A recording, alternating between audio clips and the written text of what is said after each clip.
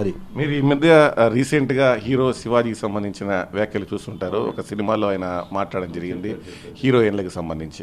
అంటే ఆ వ్యాఖ్యలను ఎలా చూస్తారు సార్? సార్ ఇప్పుడు ఆయన చెప్పిన దాంట్లో ఏంటంటే ఒక 2-3 బై మిస్టేక్ ఏదో 2-3 తప్పులు ఇది వర్డ్స్ వాడారు. కానీ నేను అంతకుముందు చెప్పిందే ఆయన ఇంకో రకంగా ఆయన చెప్పారు.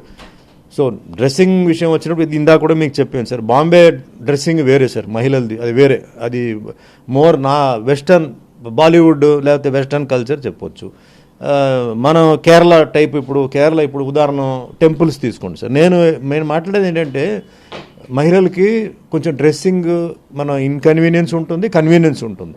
ఇంట్లో ఉన్నప్పుడు వాళ్ళు ఏంటంటే నైటీ వేసుకుని ఉంటారు, అంటే వాళ్ళకి అది కన్వీనియంట్గా ఉంటుంది. వంట చేసేటప్పుడు అటు ఇటు తిరుగుతున్నప్పుడు ఉంటుంది. వాళ్ళు అదే కొంచెం వేరే ఎవరైనా గెస్టులు వస్తున్నారన్నప్పుడు వాళ్ళు కొంచెం డ్రెస్కి మార్చుకుంటారు. మళ్ళీ వాళ్ళ వృత్తిని బట్టి ఇప్పుడు దాంట్లో పోలీస్ ఆఫీసర్ ఉన్నారంటే మరి ప్యాంట్ షర్ట్ వేసుకొని వెళ్ళాలి. లేదు ఎయిర్ హోస్టెస్ ఉంది, ఆ డ్రెస్ వేరే, ఎందుకంటే వర్క్కి కన్వీనియంట్గా ఉన్న డ్రెస్ అది.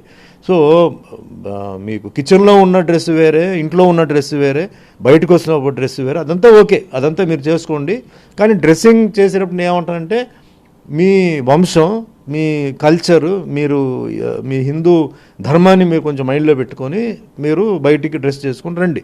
ప్లస్ మీ తల్లిదండ్రులు, వాళ్ళ పదవి ఏంటి, వాళ్ళ పొజిషన్ ఏంటి, మీ క్యాస్ట్, ఇవన్నీ దీంట్లో ఉంటాయి. బయటికి వెళ్ళేటప్పుడు అది మీ ఇష్టం. నేను ముఖ్యంగా చెప్పింది ఏంటంటే గుడికి వస్తున్నప్పుడు మట్టుకు చాలా జాగ్రత్తగా ఉండాలి. అంటే ఇప్పుడు ఇంతసేపు మన హిందూయిజం గురించి మాట్లాడుతున్నాం. రేపు ఏమంటాడు, ఏమయ్యా మీ లేడీస్ టెంపుల్కి వస్తున్నప్పుడు ఎలాంటి డ్రెస్ వేసుకుని వస్తున్నారు, నువ్వేందే మాట్లాడేది నువ్వు అని చెప్పి అడుగుతాడు. మనం ఎక్కడ మాట్లాడుతామండి? మాట్లాడినాం, సైలెంట్ అయిపోవాలి.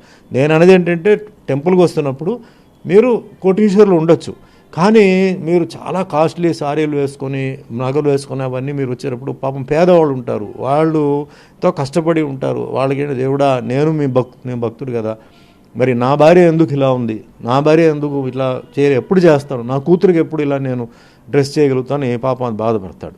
ఇప్పుడు ఏమవుతుందంటే సార్, ఇక్కడ ఈ బాధ అనేది ఇది ఒక శాపం కింద మారుతుందండి.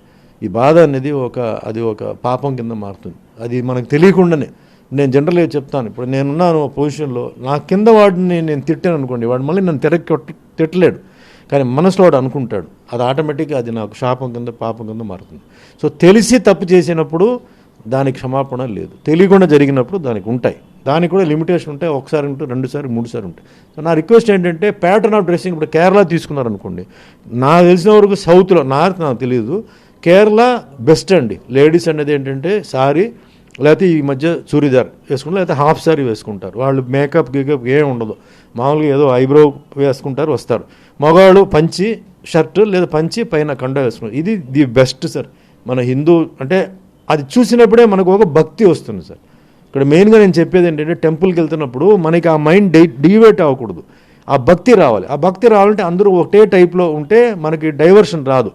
లేకపోతే ఆడి ప్యాంట్ షర్ట్ చూడు, వాడు ఏం టీ షర్ట్ వేసాడు, వాడు వాచ్ ఏంటి, వాడు నగలు చూడు, ఇలాగ మగవాళ్ళు కూడా డైవర్షన్. నా రిక్వెస్ట్ అంతే, టెంపుల్కి వస్తున్నప్పుడు మీరు చూడండి, మీ జాబ్కి వెళ్తున్నప్పుడు మీ దీన్ని బట్టి ఏం కావాలి. ఇప్పుడు స్విమ్మింగ్ ఉంది సార్, స్విమ్మింగ్ వెళ్ళినప్పుడు శారీ వేసుకొని నీళ్ళ దూకలేరు కదా, స్విమ్మింగ్ డ్రెస్సే ఉంటుంది, అది వేసుకోవాల్సిందే. తప్పే, అది తప్పని ఎట్లా చెప్తాం మనం?